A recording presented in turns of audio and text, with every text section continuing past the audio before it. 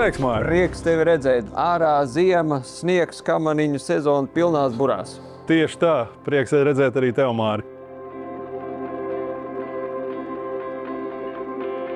Sports, sportists, trasi kamaniņu sportā. Cik būtiska nozīme ir katram no šīm komponentēm? Patiesība ir tāda, ka izlases sportistus mēs esam izaudzinājuši līdz tādam līmenim, ka bez viņa atbildēm mēs pat šīs kamanas nevaram radīt. Jo katram ir kaut kādas savas preferences, braukšanas stils un tas, kā viņš sajūt šo trasi caur kamanām. Un tad līdz ar to tas ir ļoti personīgi jāpielāgo tieši šim sportistam. Tas ir arī kā ar labām kurpēm. Uz olītei jābūt ir perfekti precīzi iekšā, lai viņas būtu ērtas, ar viņām varētu staigāt un aizmirst par to, ka viņas ir kājās. Līdzīgi ir ar kamanām, kad sportistam ar kamanām ir jākļūst vienam veselam. Protams, ka tās visas smalkās nianses ir vērstas uz to, lai pirmām kārtām sportists ērti un droši justos kamanās un labi tieši tajā vietā un tajā trasē. Jo tad, kad sportists jūtās pats droši, tad arī viņš sāk braukt un laist tās kamanas un arī rezultāti sāk rādīt. Bet cik tad tā precizitāte, ko mēra laiku kamaniņu sportā ir, tad par ko mēs cīnāmies? Par 100 daļām, 1000 daļām, 10 daļām? Ir vienas olimpiskās spēles, manuprāt, Nagano olimpiskās spēles, kurās pirmo vietu 4 braucienu summā izšķīra 2 sekundes 1000 daļas. Kurā sportā vēl tas ir, ja ne kamaniņu sportā? Man ir nojauta, ka pirmajā formulā, bet vai ir, es neesmu par 100% pārliecināts.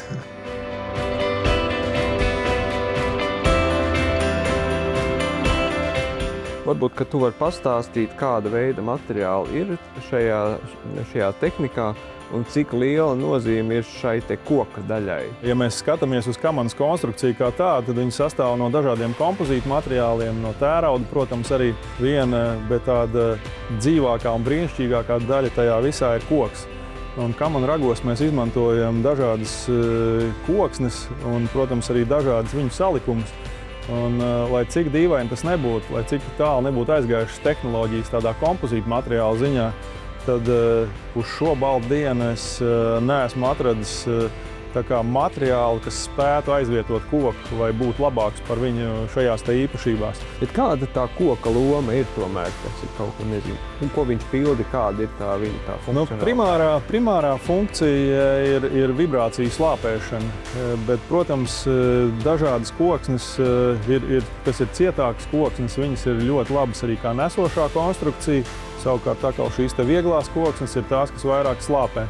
Un skaidrs, ka arī kamanās tur ir jāatrod tāds balanss starp šo stingrību un arī šo slāpēšanas īpašībām, lai nav tā, ka pa labu smuku gludu ceļu mēs braucam ar pusmīkstu riepu, cerot, ka tā būs labāk saķer, bet uz priekšu neripo. Mani sauc Mārtiņš Irbe, esmu vadošais pētnieks Augstu veiktspējas materiālu un konstrukciju institūtā un nodarbojos ar koksnes dinamisko īpašību pētīšanu.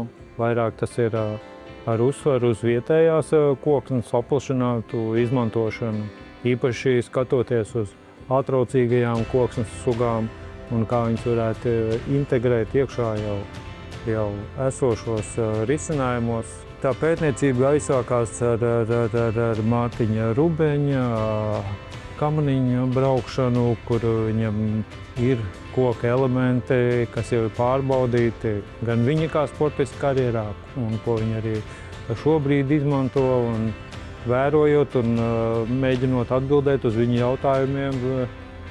Tur bija tik daudz viņu, kad arī tālāk attīstījās šie pētījumi.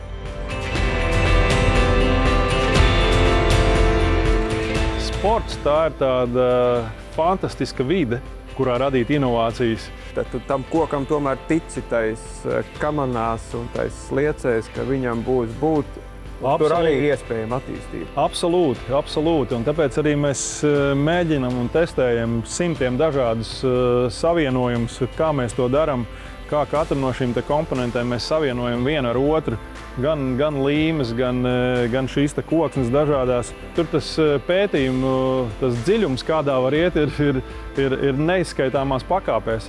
Tas, kas ir radies šajā sporta zinātnē, tas viss ir tālāk iedodams atpakaļ uz industriju. Materiālam ir dabiska tāda spēja reaģēt jau uz vides apstākļiem. Ja mēs pavērojam koku, kaut vai kā viņš vējā kustās, viņš neturpina tur svārstīties, viņš, protams, sliktākā gadījumā viņš salūst, bet viņam jau tur ir iekšā tā visa mehānika. Ja mēs viņu saprotam, tad mēs viņu arī varam izmantot, lai palīdzētu arī tam sportistam tā kā sasniegt to rezultātu. Un šīs te īpašības plaši tiek izmantotas gan slēpēs, tāpat jau šajos pašos kamaniņu ragos ir izmanto viņus loka šaušanā, stabilizatoros, dažādos.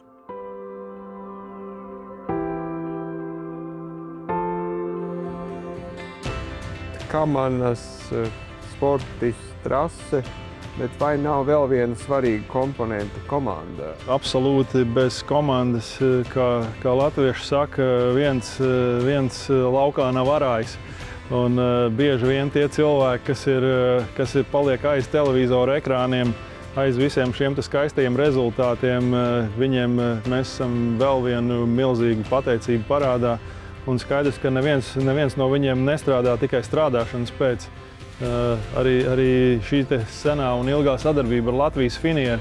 Man liekas, ka šobrīd jau ejot par Latvijas Finieru rūpnīcām un gaitaņiem, kad tu satiec tos cilvēkus un tu saproti, ka mēs esam kļuvuši par vienu ģimeni un tikai tādā veidā te kaut kādas lielas lietas kopīgi var radīt. Lai mums visiem veicās un izdodās mūsu lietās, ko mēs darām. Un turpinam strādāt.